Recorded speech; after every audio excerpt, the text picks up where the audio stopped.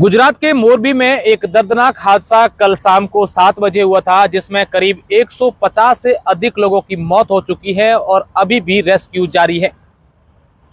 करीब 150 लोगों के लिए काल बना ये ब्रिज, इस ब्रिज के बारे में मैं आप लोगों को पूरी जानकारी दूंगा। ये ब्रिज कब बना था, किसने बनाया था और क्या इसका उद्देश्य था और किस प्रकार से इस ब्रिज का निर्माण करवाया गया था, ये पूरी की पूरी जानकारी मैं आप लोगों को विस्तार से बताऊंगा। और उससे पहले मैं आपको कल के हादसे के बारे में विस्तार से जानकारी देना चाहूंगा।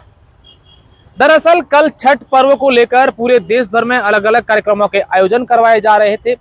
छठ पूजा के दौरान शाम के समय लोग नदी के किनारे या जल भराव क्षेत्र के किनारे जाकर छठ माता की पूजा करते हैं। इस दरमियान गुजरात के मोरबी के पास मच्छू नदी पर करीब 765 फीट लंबे इस हैंगिंग ब्रिज यानी झूलते जो ब्रिज हैं, इस पर लोग 400 से 500 की संख्या में लोग उस ब्रिज पर पहुंचे, जबकि उस ब्रिज की क्षमता 100 लोगों की ही है। शाम को करीब 7 बजे अचानक से ये ब्रिज टूट गया, जिसमें 400 से 500 लोग जो है वो ब्रिज के अंदर पानी में डूब गए। जिसके बाद से अलग अलग रेस्क्यू टीमें वहां पर पहुंची और रात को कई प्रकार की जो टीमें हैं रेस्क्यू की वो वहां पर पहुंची थी। और अब तक जो जानकारी सामने आई है, जिसमें करीब 150 से अधिक लोगों की पानी में डूबने के कारण मौत हो चुकी है और अभी भी कई लोग ऐसे बताया जा रहा है कि इस पानी के अंदर फंसे हुए हैं, जिसके लिए अलग अलग टीमें भारतीय सेना की, भारतीय वायुसेना की, एनडीआरएफ की और स्थानीय कई ऐसी रेस्क्यू की टीमें हैं जो लगातार रेस्क्यू वहां पर कर रही हैं। इस हादसे को लेकर देश के प्रधानमंत्री नरेंद्र मोदी, राष्ट्रपति, उपराष्ट्रपति, देश के कई नेताओं से लगा करके गुजरात सरकार ने भी संवेदना प्रकट की है। केंद्र सरकार और राज्य सरकार की ओर से मृत एवं इस हादसे के प्रभावित लोगों को मुआवजे का भी ऐलान कर दिया गया है। दरअसल ऐसा बताया जा रहा है कि इस ब्रिज का ठेका ओरेवा कंपनी ने मोरबी नगर परिषद से लिया गया था, जो 2037 तक है। मार्च 2022 से 2037 तक यानी करीब 15 साल तक का ठेका इस ब्रिज को संचालित करने का ओरेवा कंपनी ने लिया था। और इस ब्रिज पर चढ़ने के लिए लोगों से पैसे भी लिए जाते थे टिकट के तौर पर। जब यह हादसा हुआ था उसके बाद एक कमेटी का गठन किया गया है। 5 सदस्यों की कमेटी इस पूरे हादसे का कारण पता लगाएगी और जो भी इसमें दोषी पाए जाएंगे उसके खिलाफ कार्यवाही की जाएगी। अब मैं आप लोगों को इस ब्रिज के बारे में पूरी जानकारी देना चाहूंगा। दरअसल 1889 के दौरान तत्कालीन मोरबी के राजा वाघजी रावजी ने इस पुल का निर्माण करवाया था और इसी पुल के माध्यम से राजा राजमहल से राज दरबार तक जाते थे।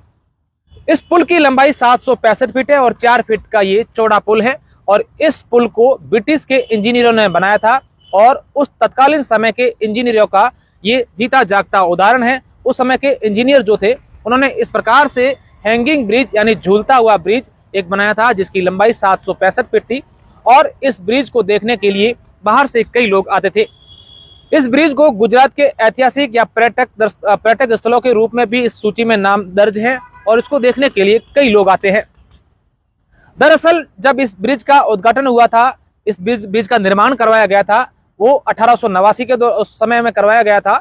और उसके बाद से करीब 143 सालों से इस ब्रिज का लगातार कई लोग देखने आते थे। इस ब्रिज का पिछले कुछ समय से निर्माण कार्य करवाया जा रहा था, जिसमें 2 करोड़ रुपए की राशि खर्च हुई है। और इस ब्रिज का निर्माण के दौरान पिछले कुछ महीनों से ये ब्रिज बंद था, इस पर लोगों की आवाजाही बंद थी। लेकिन दीपावली के एक दिन बाद ही इस ब्रिज को शुरू किया गया था। और ऐसा बताया जा रहा है कि ओरेवा कंपनी के 15 साल के कॉन्ट्रैक्ट ओरेवा कंपनी ने नगर परिषद, मोरबी नगर परिषद से किया है।